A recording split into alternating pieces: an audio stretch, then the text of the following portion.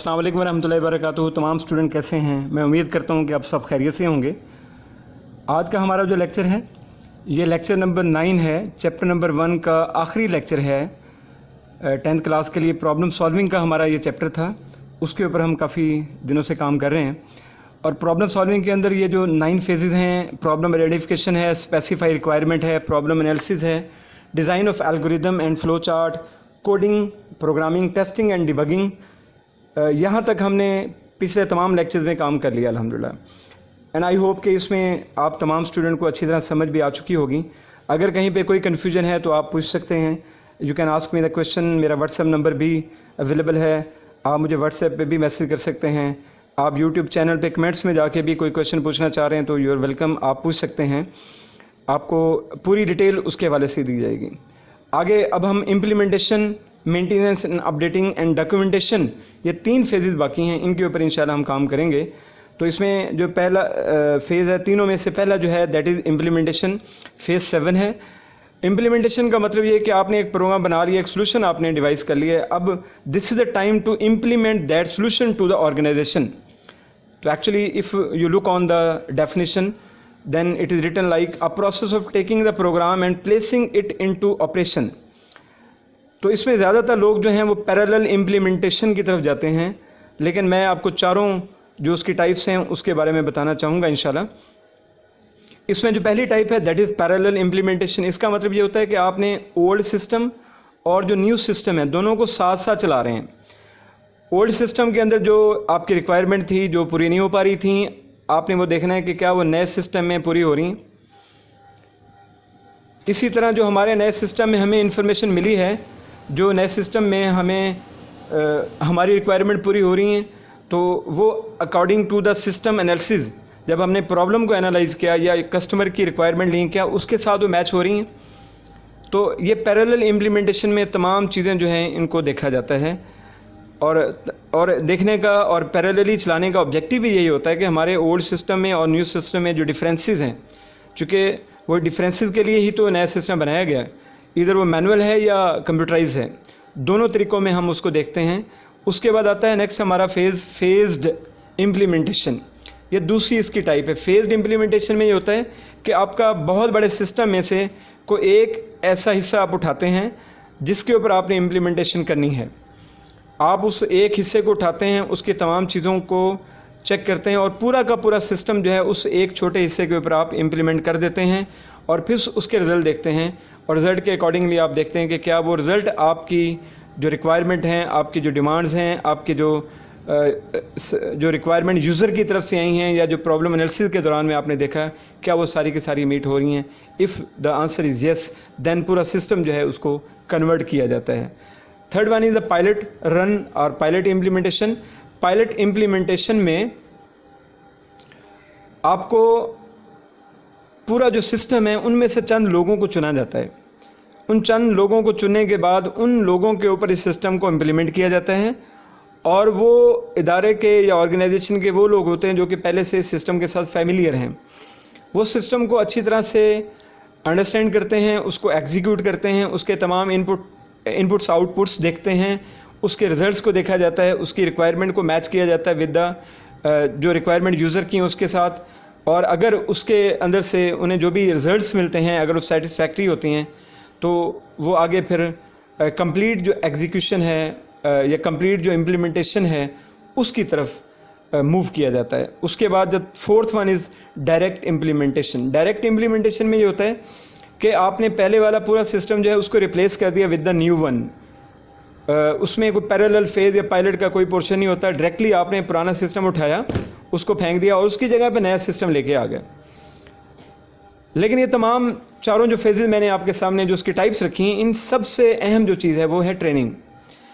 आप कहीं पे भी कोई भी आप उसका जो मोड है इम्प्लीमेंटेशन का, इधर that is parallel, phase, pilot और डायरेक्ट, तो इन तमाम से पहले जो ट्रेनिंग है वो बहुत ज़रूरी है।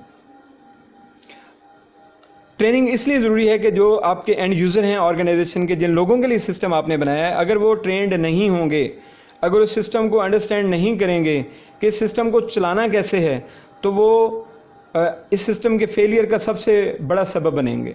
सो ट्रेनिंग बहुत ज़रूरी है। उन्हें बताना पड़ेगा कि आपका अगर जो सॉफ्टवेयर के अंदर जो चीज़ें हैं, वो फॉर्म्स हैं, वो इनपुट्स हैं, वो रिपोर्ट्स हैं, वो जो बटन्स हैं वो कैसे काम करेंगे, वो मेन्यू कैसा होगा, उसके टैब्स कैसे खुलेंगे, प्रोग्राम के अंदर कौन कौन सी चीज़ें कैसे आएंगी। अगर आपने किसी फॉर्म को प्रिंट करना है तो where is the button of print. अगर आप प्रिंट करने के बाद आप उसको महफूज रखना चाह रहे हैं, उसका बैकअप लेना चाह रहे हैं कि व्हाट इज़ द प्रोसीजर। अगर ड्यूरिंग एग्जीक्यूशन कहीं पे there is a need for the calculator, वो कहाँ से मिलेगा, यूटिलिटीज़ कहाँ पे हैं। तो हर चीज़ जो है वो उन्हें बताना पड़ती है, उन्हें ट्रेनिंग देना चाहिए।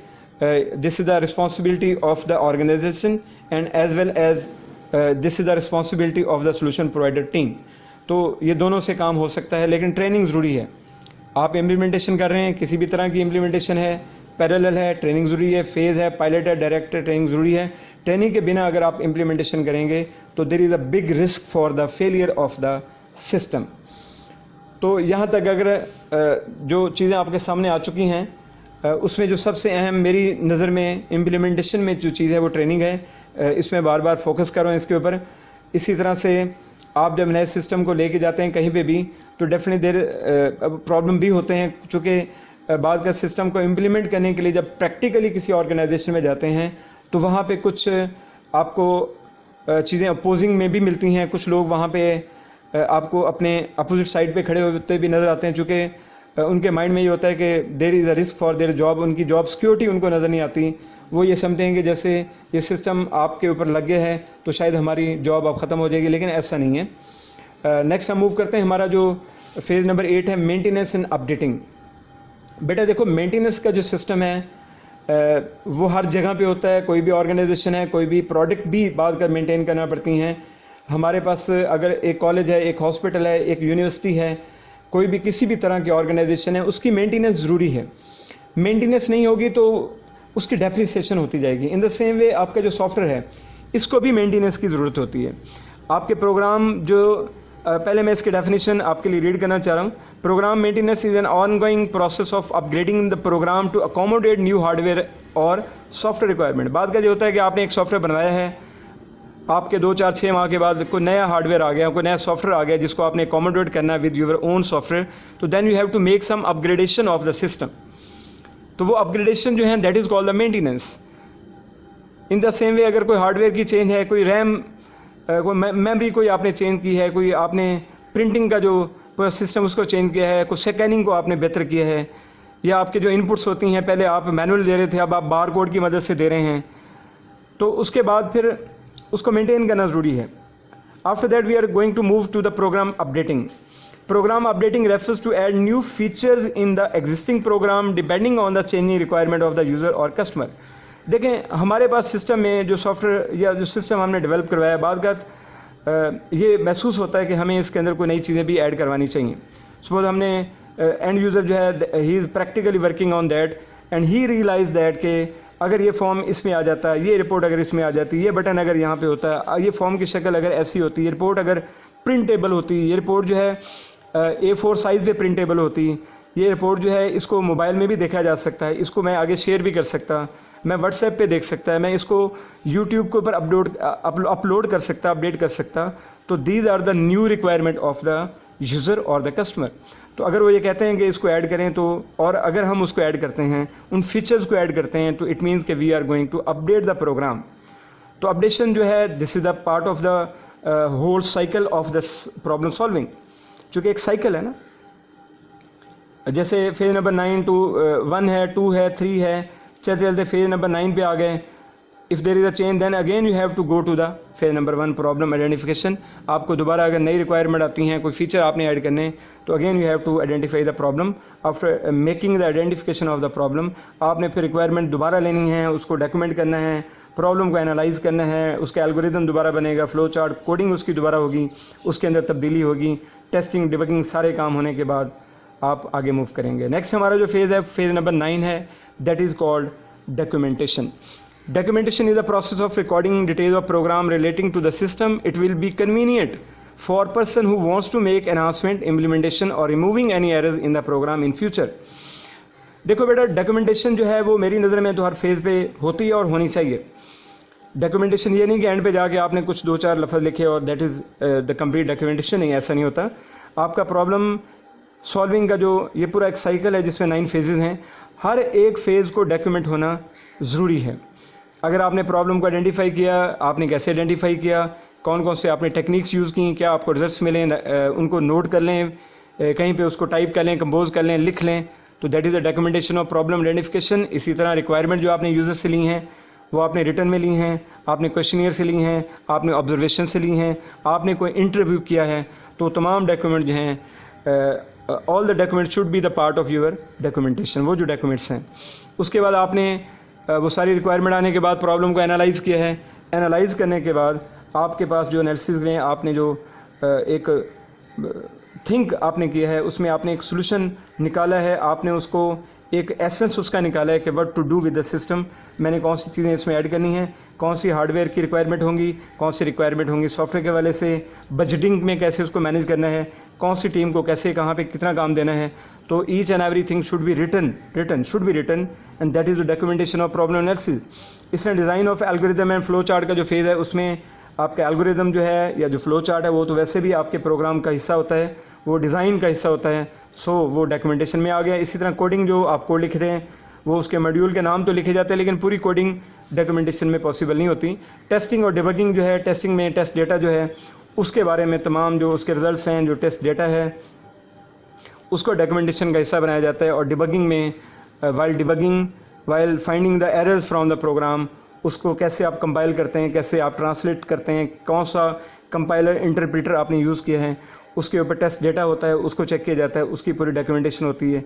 आफ्टर दैट अगर आपने इम्प्लीमेंटेशन की है तो आपने चारों में से कौन सी टाइप के मुताबिक इम्प्लीमेंटेशन की है, उसके रिजल्ट्स क्या हैं, आपने कौन सी इनपुट्स दी हैं, किन लोगों पे आपने सिस्टम को इम्प्लीमेंट किया है, अप्लाई किया है, और उसके क्या आपके पास रिजल्ट्स हैं, इन तमाम चीज़ों को उसके अंदर लिखा जाता है। इसी तरह मेंटेनेंस एंड अपडेटिंग को भी डॉक्यूमेंटेशन का हिस्सा बनाया जाता है। 2 इसकी टाइप्स हैं डॉक्यूमेंटेशन की, जैसे मैंने अभी आपके सामने अंडरलाइन किया, यूज़र मैनुअल और technical and design document. User manual actually वो एक ऐसा किताबचा होता है जो किसी भी आप डिवाइस परचेज़ करते हैं, कोई मोबाइल लेते हैं, टेलीविज़न ख़रीदते हैं, आप कोई भी इलेक्ट्रॉनिक की चीज़ ख़रीदते हैं, कोई भी आप सॉफ्टवेयर मार्केट से लेते हैं, कोई भी किसी भी तरह का आप मटेरियल मार्केट से लेते हैं, तो अगर उसके साथ कोई एक बुकलेट मिलती है, कोई किताबचा है, तो that is called the user manual. और वो जो यूज़र मैनुअल है वो इसलिए भी दिया जाता है ताकि आपने जब डिवाइस का इस्तेमाल करना है तो आपको पता लगे कि डिवाइस का यूज़ कैसे करना है। सपोज मैं I am going to quote the example of a mobile आपने परचेज़ किया, आपको किताबचे में ये बताया जाता है कि इसकी बैटरी कहाँ पे है, अगर वो रिमूवेबल है, आपने सिम कहाँ पे लगानी, आपका मेमोरी कार्ड कहाँ पे लगेगा, वो एक्सटेंडेबल है या नहीं है, इसका कैमरा कितना है, इसकी स्क्रीन की विड्थ कितनी है, उसका डायमीटर क्या है, उसका वेट कितना है, और इसी तरह से अगर उसमें कोई ट्रबल शूटिंग इश्यूज़ हैं वो भी उसमें लिखे होते हैं। टेक्निकल सपोर्ट के लिए कॉन्टैक्ट नंबर दिए जाते हैं। तो ये तमाम चीज़ें जो हैं यूज़र मैनुअल के अंदर होती हैं। इसी तरह अगर हमको टेलीविज़न परचेज़ करते हैं तो उसमें बताया जाता है कि ये जो टेलीविज़न है किस कंपनी का है, इसमें कौन कौन से चैनल कैसे आपने सब्सक्राइब करने हैं, या आपने उसकी ट्यूनिंग कैसे करनी है, आपने उसका साउंड, उसकी वीडियो ऑडियो, उसके साथ जो बाकी डिवाइस इस्तेमाल हो उसको कैसे आपने अटैच करना है। यूज़र मैनुअल के बाद हमारे पास है टेक्निकल एंड डिज़ाइन डॉक्यूमेंट्स जो है उसके अंदर क्या चीज़ें होनी चाहिए। First of all the description of what the program suppose to do, जो प्रोग्राम आपने बनाया वो क्या कर रहा है, वो क्या करेगा प्रोग्राम, किस मकसद के लिए आपने बनाया है। क्या वो प्रोग्राम किसी एक मेडिकल स्टोर का है, क्या वो हॉस्पिटल का, स्कूल का, यूनिवर्सिटी का है, अगर यूनिवर्सिटी का है तो उसमें क्या क्या काम किया जाएगा। तो पूरा उसकी पूरी डिटेल उसके अंदर मेंशन होनी चाहिए कि सिस्टम जो है ये सॉफ्टवेयर किस लिए बनाया गया है और ये क्या क्या करेगा। उसके बाद है जी description of the problem solution, जो आपने प्रॉब्लम का सोल्यूशन प्रोवाइड किया है, basically that should be an algorithm. और उसके बाद उसके जो फ्लो चार्ट और बाकी चीज़ें ऑलरेडी डिज़ाइन का भी हिस्सा हैं, तो सोल्यूशन के अंदर भी आपने ये मेंशन करना है कि मैंने ये प्रॉब्लम था, उसका ये एल्गोरिदम है और ये एल्गोरिदम ऐसे काम करेगा। उसके बाद है जी description of the program design, algorithm और फ्लो चार्ट मैंने बताया। फ्लो चार्ट भी आपके डिज़ाइन डॉक्यूमेंट का हिस्सा होना चाहिए और एल्गोरिदम भी आपके डिज़ाइन डॉक्यूमेंट का हिस्सा होना चाहिए। और ये design document actually is the part of technical and design document. उसके बाद है जी description of the program testing process, test data and results. देखें बेटा, इसमें जो सिस्टम बन जाने के बाद जब उसकी टेस्टिंग करते हैं उसमें देखते हैं कि उसकी वैलिडिटी को चेक किया जाता है कि क्या ये प्रोग्राम जिस ऑब्जेक्टिव के लिए बनाया गया क्या वो ऑब्जेक्टिव अचीव हो रहे हैं। तो उसके लिए हम क्या करते हैं, टेस्ट डेटा देते हैं, उसको हम एग्जीक्यूट करते हैं, उसके रिज़ल्ट्स को देखा जाता है, रिज़ल्ट्स को हमारी रिक्वायरमेंट के साथ मैच किया जाता है। अगर वो आपकी तमाम रिक्वायरमेंट्स मैच हो रही हैं तो इट मीन्स कि आपकी टेस्टिंग वैलिड है।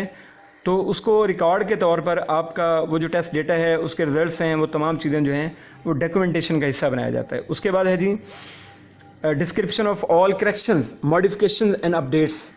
देखिए 3 चीज़ें मैंने यहाँ पे आपको बताई हैं। करेक्शंस हैं, अगर आपके कहीं पे कोई ऐसी चीज़ थी, कोई फॉर्म था जो ठीक होना चाहिए, उसकी करेक्शन करते हैं। कोई इनपुट ठीक नहीं आ पा रही, कोई आउटपुट आपके सही नहीं आ पा रही, तो उसकी करेक्शन।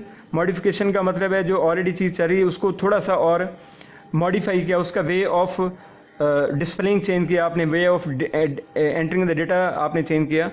इसके बाद अपडेट्स जो हैं उसके अंदर नई चीज़ें आपने जो नए फीचर ऐड किए हैं वो सारे के सारे डॉक्यूमेंटेशन का हिस्सा होते हैं। आज का हमारा ये लेक्चर यहाँ पे ही था। इस इंशाल्लाह नेक्स्ट लेक्चर में फिर दोबारा मुलाकात होगी। अपना और अपनी फैमिली का बहुत ख्याल रखिएगा। अल्लाह हाफिज़। इस वीडियो को अपने दोस्तों के साथ जरूर शेयर कीजिएगा और इस वीडियो में कमेंट करके हमें लाजमी तौर पर बताइएगा कि आने वाले वक्त में आप किस तरह की वीडियोस देखना पसंद करते हैं। और अगर आपने अभी तक हमारा चैनल सब्सक्राइब नहीं किया तो फौरन सब्सक्राइब कीजिए, साथ ही बेल आइकॉन पर क्लिक करें ताकि मजीद आने वाली वीडियो जहां वक्तन फवक्तन आपके लिए इस चैनल पर अपलोड करते हैं वो आपको वक्त पर मिलती रहें और आप उनसे मुस्तफीद होते रहें। अगली वीडियो तक हमें दीजिए इजाजत, अपना ख्याल रखिएगा। अल्लाह हाफिज।